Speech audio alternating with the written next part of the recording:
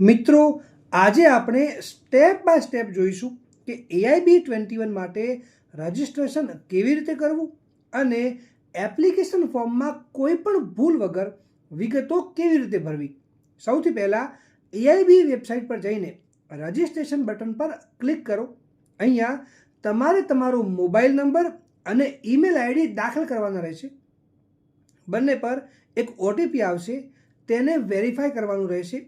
આ પછી તમારું નામ અને પાસવર્ડ સેટ કરીને રજિસ્ટર બટન પર ક્લિક કરવાનું છે।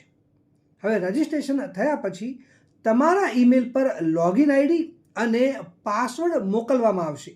હવે લોગિન આઈડી અને પાસવર્ડની મદદથી પોર્ટલમાં લોગિન કરવાનું છે।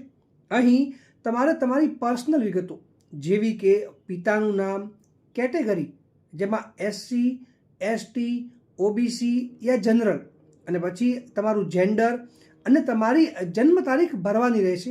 હવે જો તમે ડિસેબલ કેટેગરીમાં આવતા હો તો તેની વિગતો પણ અહીંયા ભરવાની રહેશે। તમારે અહીં એક સરકારી આઈડી પ્રૂફ જેમ કે આધાર કાર્ડ અથવા પાન કાર્ડ સિલેક્ટ કરવાનું છે અને એનો નંબર પણ આપવાનો રહેશે। હવે જો તમે ફાઇનલ યરના વિદ્યાર્થી છો અને હજુ તમારી પાસે સનદ નથી આવી તો તમારે એક અંડરટેકિંગ ફોર્મ ડાઉનલોડ કરી તેની પ્રિન્ટ કાઢી ભરી અને તેને અપલોડ કરવું પડશે। હવે એ તમારે કઈ રીતે ભરવાનું છે એના વિશે હું તમને વિડીયોના અંતમાં જણાવીશ, તો વિડીયોને એન્ડ સુધી જુઓ। અને જો તમે સ્ટેટ બાર કાઉન્સિલ પાસેથી સનદ લઈ લીધી છે યા પછી એનરોલમેન્ટ કરાવી દીધું છે તો તમારે તમારો સનદ નંબર અહીંયા લખવાનો રહેશે। હવે આગળના સ્ટેપમાં તમારે તમારો પાસપોર્ટ સાઇઝનો ફોટો અને તમારી સહી અપલોડ કરવાની રહેશે। હવે ધ્યાન રાખજો કે આ બંને સ્પષ્ટ હોય અને ફોર્મેટ મુજબ જ હોય, જેથી ફોર્મ રિજેક્ટ ન થાય। હવે તમારે પરમનન્ટ એડ્રેસ અને પ્રેઝન્ટ એડ્રેસ લખવાનો રહેશે।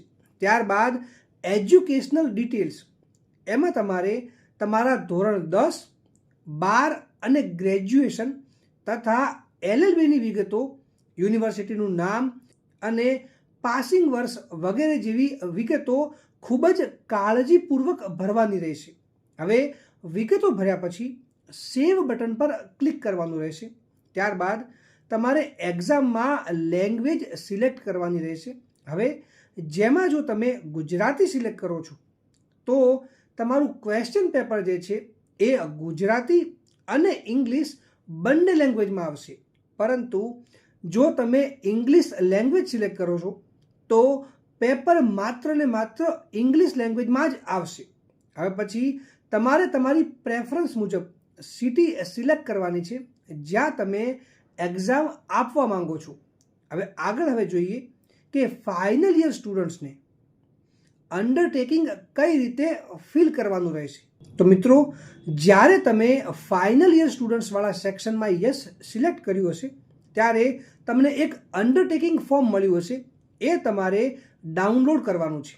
હવે મિત્રો, આ અંડરટેકિંગ ફોર્મ જે છે એ વર્ડ ફાઇલમાં છે, એમાં તમારે ઓનલાઈન ભરવાનું છે, જેમાં તમારે તમારું નામ, તમારા ફાધરનું નામ, તમારું એડ્રેસ લખવાનો છે। એના પછી તમારે લાસ્ટમાં આવી જવાનું છે, એમાં તમારું નામ, ડેટ અને પ્લેસ લખીને એની પ્રિન્ટ કાઢી લેવાની છે અને પછી એમાં તમારી સિગ્નેચર કરી દેવાની છે અને એના ઉપર આપેલ 4 કેટેગરીઝમાંથી તમે જે કેટેગરીમાંથી આવો છો એ ટિક કરશો તો ચાલશે, અને જો તમે ટિક નહીં કરો તો પણ વાંધો નથી।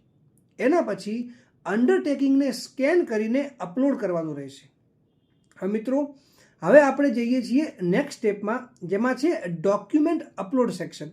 હવે એમાં જો તમે ફાઇનલ યરના સ્ટુડન્ટ્સ છો અથવા તમારી પાસે હજુ સુધી સનદ નથી આવી તો તમારે LLBની બધી જ માર્કશીટની પ્રિન્ટ કઢાવીને એમાં તમારી સિગ્નેચર કરીને પછી એને સ્કેન કરીને એના પછી જ એને અપલોડ કરવાની રહેશે, અને આ રીતે તમે તમારું ફોર્મ સબમિટ કરી શકો છો। મિત્રો, હવે છેલ્લે ફી ભરીને તમારા કન્ફર્મેશન પેજની પ્રિન્ટ લેવાનું ભૂલશો નહીં। જો તમને કોઈ પણ પ્રશ્ન હોય તો તમે નીચે કમેન્ટ સેક્શનમાં જરૂરથી જણાવજો। અને મિત્રો, એઆઈબીની એક્ઝામ માટે કઈ રીતે પ્રિપેરેશન કરવી અને એના માટે જે ઇમ્પોર્ટન્ટ ટોપિક્સ છે એ વિશે જો તમે ડિટેલ્ડ વિડીયો જોવા માંગતા હો તો તમે મને કમેન્ટ કરીને જણાવી શકો છો. અને આવી જ કાયદાકીય જાણકારી માટે અને વધુ અપડેટ્સ માટે મારી ચેનલને સબસ્ક્રાઈબ જરૂરથી કરો.